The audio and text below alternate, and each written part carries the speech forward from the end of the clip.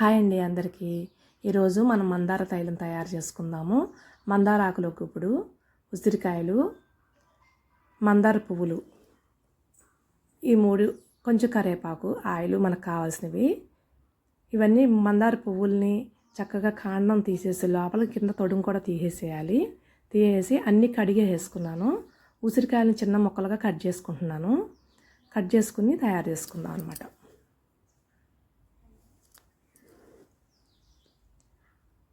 చిన్న ముక్కలుగా కట్ చేసానండి. ఇప్పుడు మిక్సీ జార్ తీసుకుని మిక్సీ జార్లోకి వేస్తున్నాను ఈ ముక్కలన్నీ. మందార పువ్వులు కూడా వేసేద్దాము. ఇవి రోజు ఉదయం అండి, ఎండకు వల్ల అలా అయిపోయినాయి, సాయంత్రానికి అలా అయిపోయినాయి అనమాట. నేను ఇప్పుడు ఈవినింగ్ చేస్తున్నాను.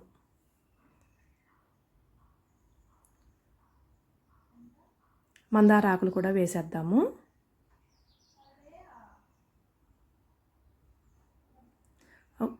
ఇప్పుడు కరివేపాకు వేద్దాము. వీటి వల్ల మనకు తలనొప్పి రాకుండాను, జుట్టు పెరగడానికి, చుండ్రు నివారణకి చాలా బాగా మంచిగా ఉపయోగపడుతుంది. నేను 30 లీటర్ ఆయిల్ తీసుకున్నాను.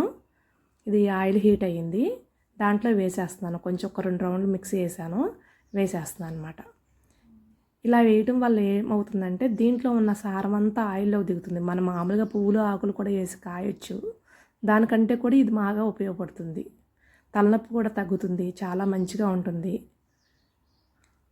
చక్కగా మనం దగ్గరుండి చేసుకోవాలండి. అడుగు పట్టకుండా కలుపుకుంటూ ఉండాలి. హెయిర్ గ్రోత్ చాలా బాగుంటుంది. తెల్ల జుట్టు కూడా నిదానంగా తగ్గిపోతుంది. ఇది వాడగా మనకి నిదానంగా తగ్గిపోతుంది, రాకుండా. చాలా మంచిగా ఉపయోగపడుతుంది మందార తైలము.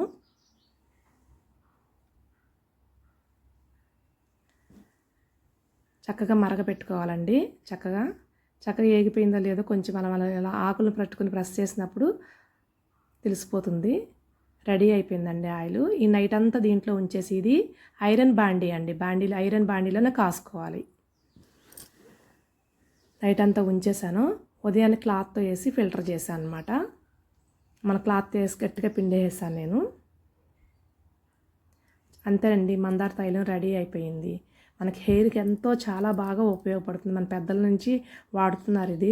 దీనివల్ల తలనొప్పి తగ్గుతుంది. ముందు తలనొప్పి, హెయిర్ పెరిగిద్ది, చుండ్రు రాకుండా ఉంటుంది. ఇదంతా వేస్ట్. ఈ వేస్ట్లో ఏం లేదు, ఆయిల్ అంతా పిండేసాను నేను. చాలా మంచిగా వచ్చింది ఆయిల్ అండి. ఈ వీడియో కనుక మీకు నచ్చినట్లయితే లైక్ చేయండి, షేర్ చేయండి, సబ్స్క్రైబ్ చేయండి. కామెంట్ చేయడం మాత్రం మరవద్దు. మీరు వాడి ఎలా ఉందని కామెంట్ చేయండి. మీరు ఇంట్లోనే చేసుకోండి ఈజీగా.